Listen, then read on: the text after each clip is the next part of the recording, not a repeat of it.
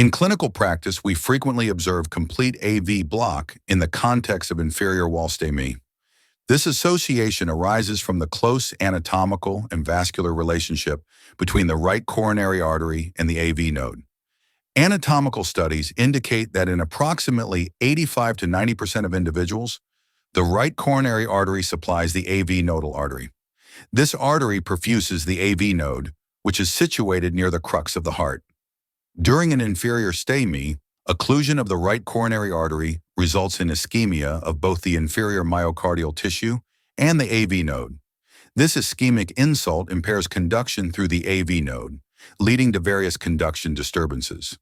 We observe slowed conduction manifesting as prolongation of the PR interval.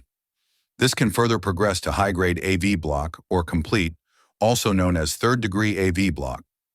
Furthermore, occlusion of the right coronary artery leads to increased release of acetylcholine, thereby enhancing vagal tone. This heightened vagal tone exacerbates the conduction disturbances within the AV node. It's important to recognize that most AV blocks observed in the setting of inferior STEMI are usually nodal in origin. These blocks are often transient and tend to resolve with timely reperfusion and supportive treatment. In the majority of these cases, temporary pacing proves sufficient to manage the conduction disturbance. This presentation differs significantly from anterior STEMIs. In anterior STEMIs, conduction system damage typically occurs below the AV node.